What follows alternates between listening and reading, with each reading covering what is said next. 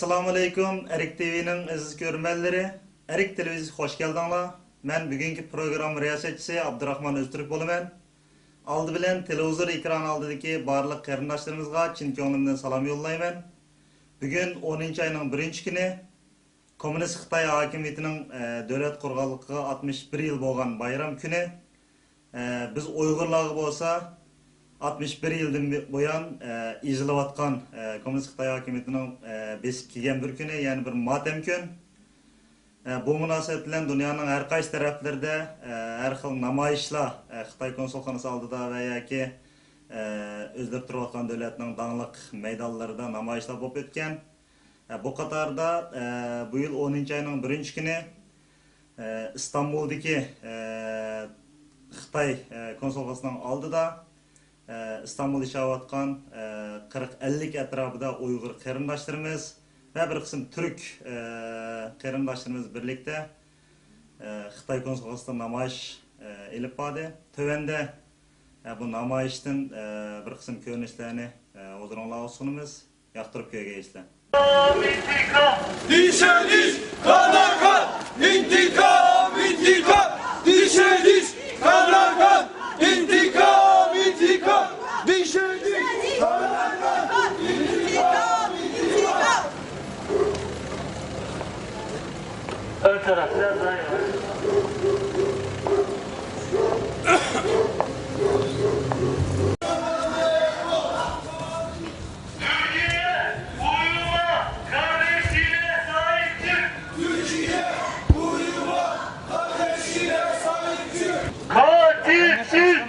Türkistan'dan defol! Katilçi! Türkistan'dan defol! Katilçi! Türkistan'dan defol! Katilçi! Türkistan'dan defol! Türkistan Çin'e mezar olacak! Türkistan Çin'e mezar olacak! Türkistan Çin'e mezar olacak! Türkistan Çin'e mezar olacak!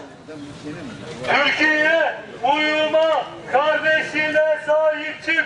Türkiye uyuma, kardeşine sahip çık!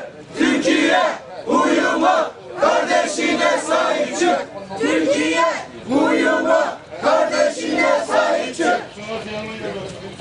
Tekbir! Allahu Ekber! Tekbir! Allahu Ekber!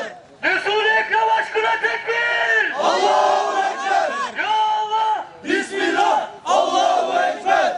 Ya Allah! Bismillah! Allahu Ekber! Ya Allah! Bismillah! Allahu Ekber! Değerli basın mensupları, değerli dava arkadaşlarım,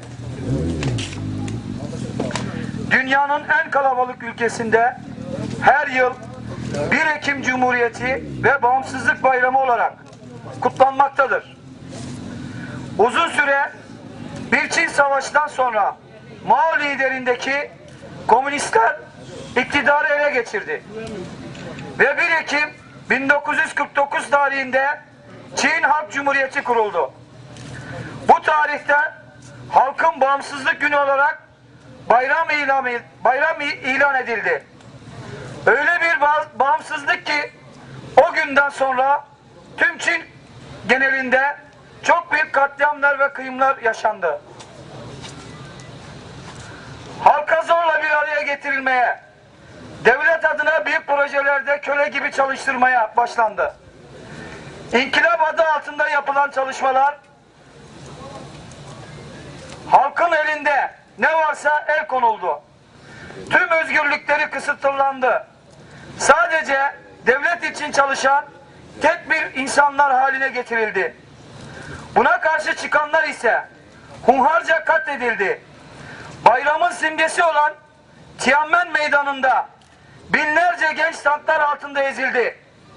Bunlar tüm dünyaca bilinen, hakkında araştırmalar yapılan, belgeseller hazırlanan komünist Çin karanlık yüzü Çinliler bile hatırlamak istemediğini tarih kirli sayfaları ancak bu yaşananların ötesinde tarih sayfalarında benzeri yer almıştır. bir soykırım katliamı yaşandı. Türklüğün anavatan Doğu Türkistan aynı tarihlerde komünist Çin işgaline maruz kaldı. 1944 yılında kurulan Doğu Türkistan Cumhuriyeti yıkıldı. Doğu Türkistan halkının en karanlık ve en acı günleri başladı. Mao Zedong ve onun kurduğu Çin Halk Cumhuriyeti Doğu Türkistan'ın ve binlerce yıllık kültürü yok etti ve etme kararı verdi. Alimler katledilirken ilim merkezleri yakıldı. Halk çalışma kamplarının ölüme terk edildi. Toprak reformu, kültür reformu, Cumhuriyete karşı unsurlu, karşı hareket eden onlarca uygulama ile Doğu Türkistanlı halkı üzerinde sistemli bir soykırım uygulama başladı.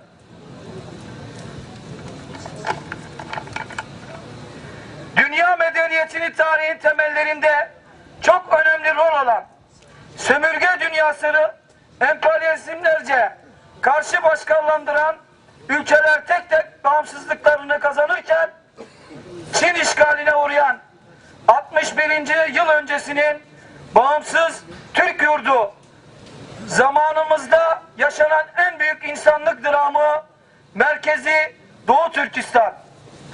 61 yıldır Çin mazalimine karşı direnen, uygulanan tüm asimile yöntemlerine karşı dimdik ayakta kalmasını bilmiş, hür dünyaya ben de varım diye haykıran bir Doğu Türkistan. 5 Temmuz günü Ürümçi'de başlayan binlerce Uygur'un ölümüne, binlercesine de tutuklamasına yol açan olaylardan sonra dünya 61 yıllık mücadelenin bir kısmını görme fırsatı buldu. Yaşanan olaylar Doğu Türkistanların içinde bulundukları durumu, Çin'in vahşi tutumu gözler önüne serdi. Şehitlerimize Allah'tan rahmet diliyoruz. Bugün biz Doğu Türkistan Türkleri için matem günüdür.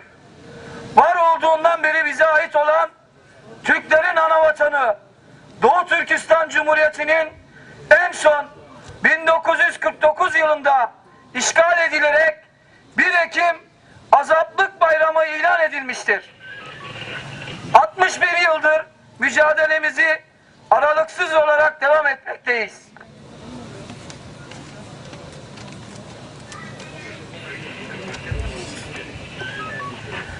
Şu an dakikalarda Ürümçi, Aksu, Gulca, Hoten ve Kaşgar kentlerimizde tüm iş yerleri kapalı. Caddeler bomboş. Uygur gençlerinin çoğu hapiste olduğu için seyrek de olsa yaşlı nineler, dul kadınlar günlük acil işleri için tüm köşelerde nöbet tutan terörist Çin askerleri ve polisleri tiksinerek geziyorlar. Her yere asker koyuyorlar.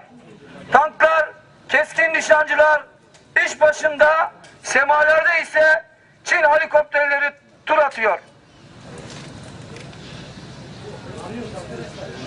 Bugünlerde Ankara ve İstanbul'daki Çin temsilcilikleri önünde demokratik tepkimizi göstermek için binlerce Doğu Türkistanlılar ve bu vatanın gönüllüleri olarak toplandık. Ve hep bir ağızdan Çin'e karşı haykırdık.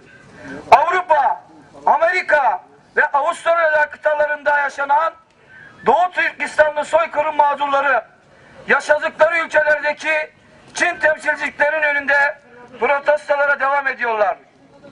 Terörist Çin Han Cumhuriyeti'ni şu an burada elçiliğin önünde gür sesle Çin zulmüne hayır diyoruz. Doğu Türkistanlar geçmişte olduğu gibi bugünden sonra da asla ve asla terör içeren eylemler gerçekleştirmeyecektir. Bu yüzyılın hür dünyasında demokratik hakkımız olan protesto eylemleri dışında Çin'in kirli oyunu olan Uygurları terörist ilan etme planına dahil olmayacağımızı buradan ilan ediyoruz. Yaşasın özgür yaşama irademiz. Doğu Türkistan asla teslim olmadı ve olmayacaktır. Ya hür olacağız ya da bu yolda öleceğiz. Teşekkür ederim. Yaşasın bağımsız Doğu Türkistan! Yaşasın bağımsız Doğu Türkistan! Yaşasın bağımsız Doğu Türkistan! Yaşasın bağımsız Doğu Türkistan! Katil Çin! Türkistan'dan defol! Katil Çin! Türkistan'dan defol! Katil Çin! Türkistan'dan defol!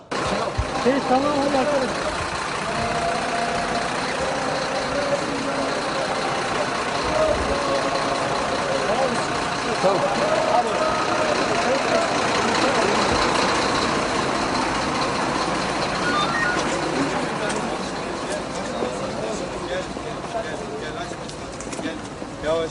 Metin, Ahmet. Aç. Kapat aç.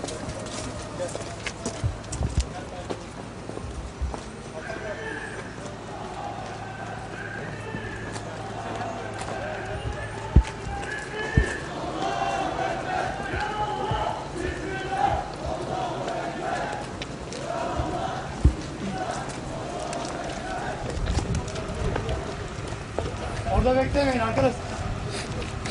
İçeri girin. İçeri girin. İçeri girin. İşte gel. Kapat. Yavuz.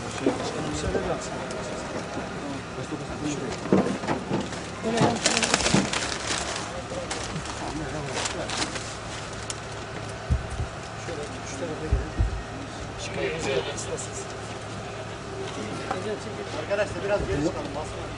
Tam biraz geri alalım sizi. Çıkın geri. Çık geri. Değerli basın mensupları, aşağıda devlet başkanımızın buyurduğu gibi bugün 1 Ekim Doğu Türkistan'ın işgale girdiği bizim matemli yaslı olduğumuz bir gündür. Çok acımız var.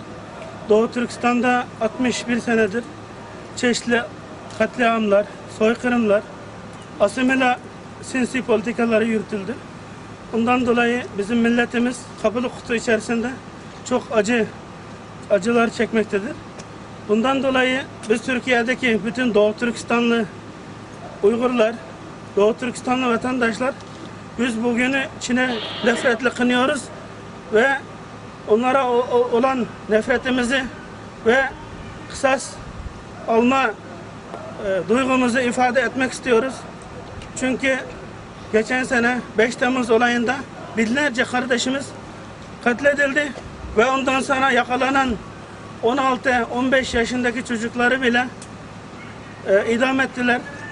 Bugün hala on binlerce genç çocuklarımız hapishanelerde işkence çekiyorlar ve bu ayda bu katliamın yıl dönümünün geçirdiğimiz bu matemli günlerimizde 8 Ekim veya 7 Ekim'de katil başbakan, Çin'in başbakanı Wen Jiabao Türkiye'ye gelmektedir.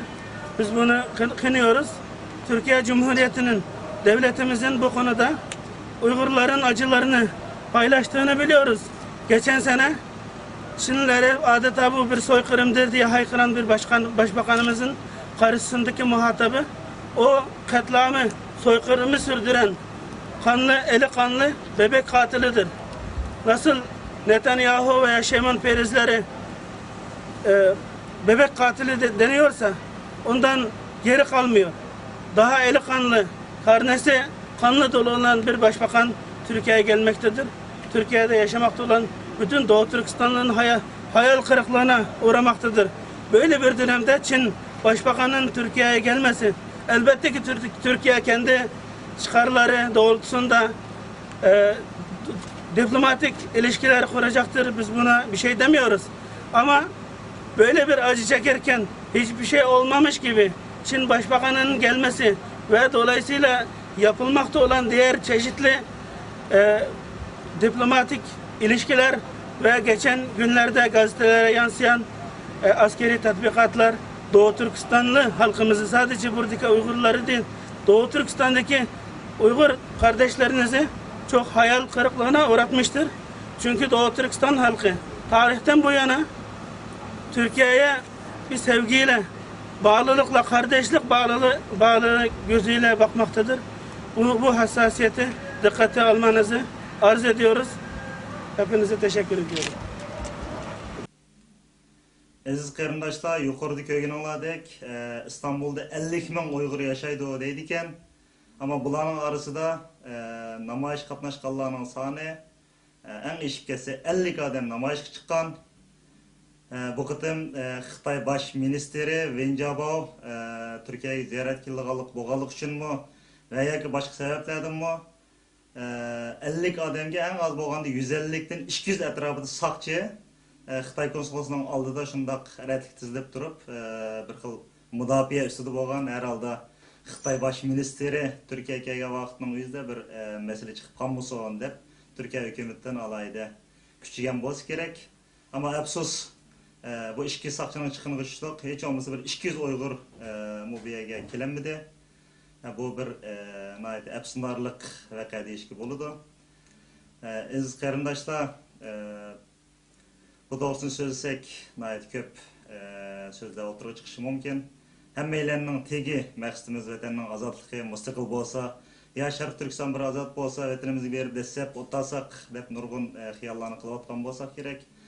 Ama öyle otağanlıq bilen bu mesele tügep bulanmaydı. Hem de nurgun qarindoshlarimiz namoyish qilish bilan bir mesele el bo'lamdi, namoyish qilishdan hech bir ish el bo'lmaydi deydigan. Bu mu bir chora? Namoyish qilish orqali Xitoy hokimiyatiga o'zimizning ochiqni ularga bo'lgan masalan Xitoy vatanimizdan chiqib ket, erkinlik ber deb to'lay olamiz. Hech bo'lmasa sirtkilarga ma Uyg'urlarning bir dardi bor ekanda, buni bir anglitishga foydasi bor. Bundan keyingi bu namoyishlar bo'lsa albatta her bir devlette nurgulgan Uyg'urlar yaşaydı. Şunu biraz köplep çıkışkı tırsak, elbette bir teşkilat başlıklarımız biraz yaxşı oynanıp baksa, bu namoyish bilan beştanın el olmaydığını elbette hemimiz biliyoruz ama namoyish bir yol. Bunun başka bir yollarını biraz oylayıp bakış gerek dep oylayman. Ne azimetlerimiz var. Mesela Mehmet Tosun Uygur akimiz Türkiye'de bir neçe faaliyetlerini kılıp öttü, özünü göydürüp biliş, bomba yetiş karakterlik. Elbette bu mu bir Uygurlarını tontuş, Şərq Türkistan meselesini tonuşta bir alaylı rol oynaydı dep qarayman. Bu xildi karakterlik ve başka karakterlik nurgun işlaba kılıman desek. Elbette bir plan proje çıkarıp baksak, bu şekilde bir izinip baksa deydiğen ümidim var. Xeyr hoş qarindoshlar, kelar qitimliq programımız görüşkice aman bolinglar.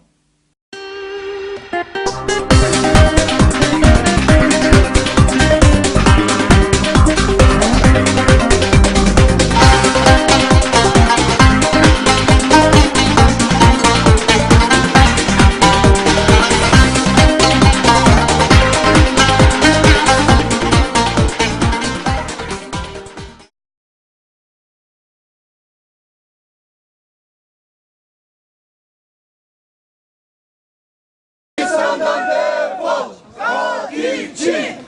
Türkistan'dan defol! Türkistan Çin'e mezar olacak. Türkistan Çin'e mezar olacak! Türkistan Çin'e mezar olacak! Türkistan Çin'e mezar olacak! Türkiye uyuma, kardeşine sahip çık. Türkiye uyuma, kardeşine sahip çık! Türkiye uyuma, kardeşine sahip çık! Türkiye intikam, intikam! Düşündük! İntikam, intikam! Ön taraf biraz daha yavaş.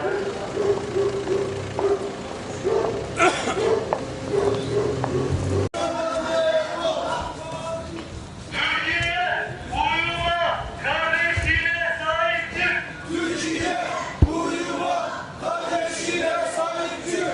Katil Çin, Türkistan'dan defol. Katil Çin! Türkistan'dan defol! Katil Çin! Bugünkü program riyasetçisi Abdurrahman Öztürk bolumen. Aldı bilen televizor ekran aldığındaki barlıq qarindaşlarımızga çin köңlümden salam yollayman. Bugün 10. ayının 1. günü Komünist Xitay hakimiyetinin devlet kurganlığı 61 yıl bolgan bayram günü.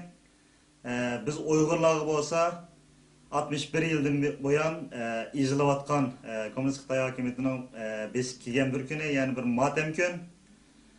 Bu münasebet bilen dünyanın her qaysı taraflarında her xil namayışlar Xitay konsolxonası aldıda ve yaki özleri turib atkan devletinin dağınlıq meydanlarında namayışlar bolup ötken.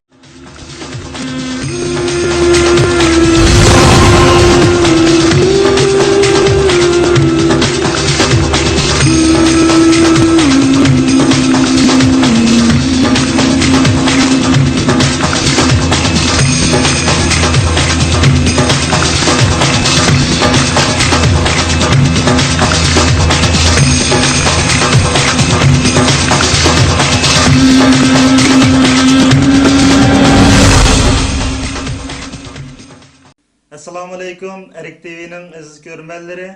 Erik Televiziyası hoş geldinler. Ben bu Katar'da bu yıl 10. ayının 1. günü İstanbul'daki Xitay konsolosluğunun aldıda İstanbul'da yaşayatkan 40-50 etrafında Uygur qarindaşlarımız ve bir kısım Türk qarindaşlarımız birlikte Xitay konsolosluğunda namayış elip vardı. Tövende bu namayıştın bir kısım görünüşlerini huzurunuzga sunumuz. Yaktırıp köye geçti. İntikam! Dişe diş, kana